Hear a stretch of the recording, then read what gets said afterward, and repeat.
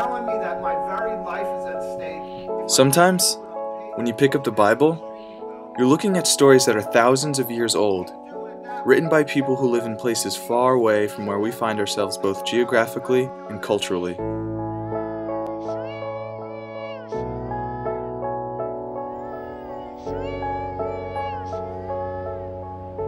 Here we are in an urban area in the United States of America, a few thousand years later.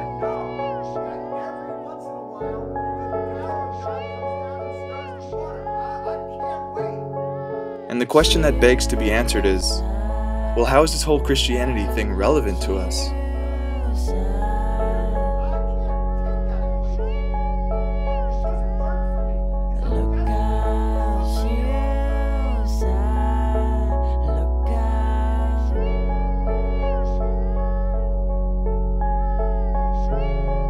Interestingly enough, Jesus talks about cities, and he talks about urban life.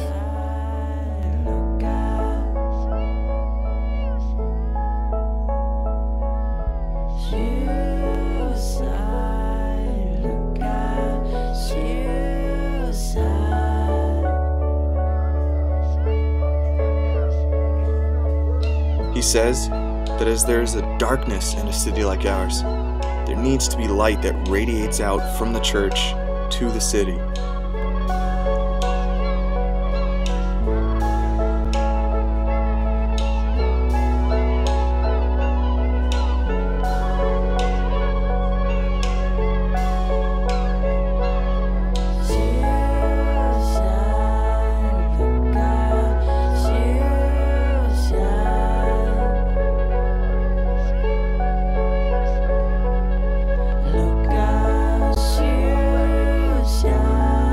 The Bible begins in the Garden of Eden, sort of prototypical idyllic life in a rural setting.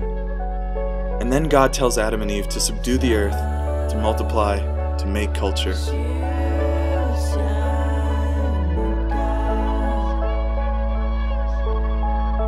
The Bible then ends with the city of New Jerusalem coming down out of heaven.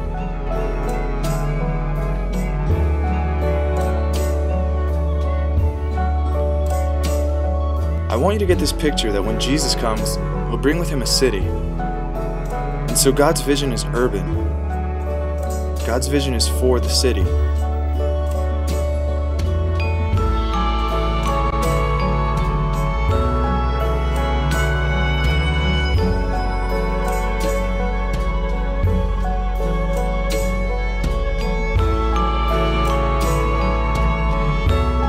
When I'm talking about cities, I'm talking about two things sociologically: density and diversity. Meaning there's more people per square mile, and there's more kinds of people. Races, religions, socioeconomic backgrounds, life stages, those kinds of things.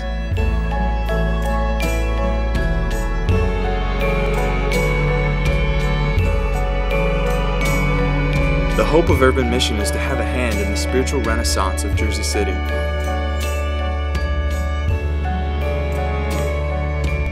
It's a great city, and so the church exists to fulfill its mission of loving and serving the people of its city, all 248,000 of them.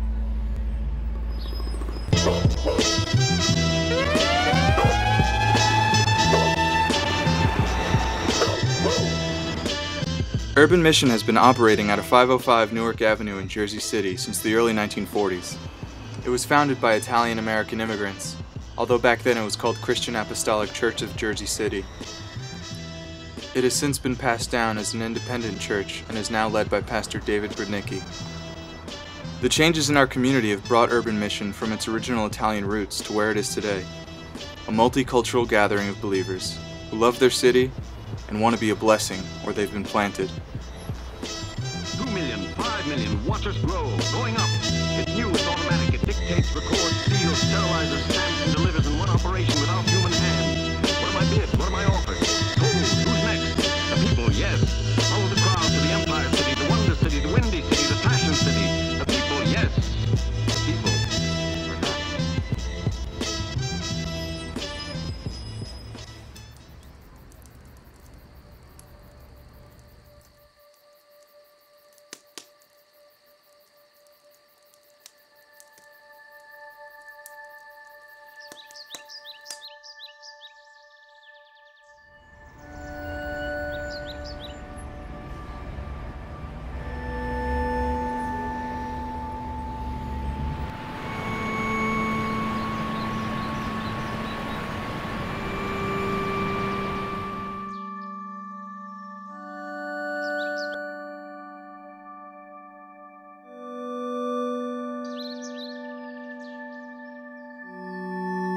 There was lasting harmony between the soil and what we built or planted there. We used our hands and mastered what we laid our hands on. Working and living, we found a balance. The town was us, and we were part of it. This is Urban Mission, and these are its people.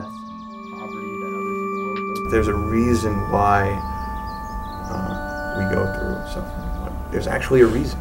Like if he planned his own son's death out, you know, there's got to be a reason for the suffering that we're going through, you know. To really be joyful when someone you know dies. Not that you're not crying or you're hard-hearted, but you have a deep joy knowing that God, he adjusts to you and recognizes with you and relates with you.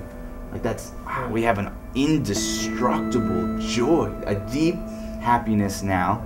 Which doesn't mean we're not going to cry, doesn't mean we're not going to suffer, but it's untouched, you know what I mean? I thank God for my circumstances. I'm starting to thank God for my circumstances, even in times where I endure my suffering or discipline, because I know that in that God redeems and He blesses. It all fits in, just comes out for the better, man. Like it all served the purpose. Everything that you go for, whether it's like some suffering that you went through that allows you to relate to somebody else. If you don't think that the suffering or whatever you went through was for a purpose, then I'd say that, you know, you maybe are missing the picture. But what God requires is perfection, which no one can earn. Only Jesus was perfect, and He earned that gift of salvation for us, and that's where the gospel comes in.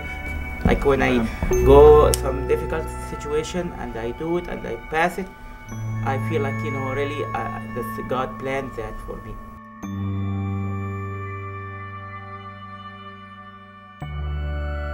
The church is made up of artists, musicians, dancers and filmmakers, teachers, thinkers, and aspiring politicians, people with illnesses, diseases. But these people, these Christians, as strange as they may seem and as unfortunate a reputation they have, are human beings. They are people with pasts, mistake makers. Sometimes they're liars, cheaters, thieves. They hurt their enemies and they hurt the ones they love. They're sinners, but they're forgiven. They aren't perfect, but then again, the kingdom of God isn't for the perfect. It's for the weak, the sick, the dying. As fruit will drop on windless autumn days, and that was peace. The seed was ready for the earth again, ready to die, ready once more to grow. He suffered for us to know, so we can know Him and be reconciled to God. Great, yeah. Anyone else?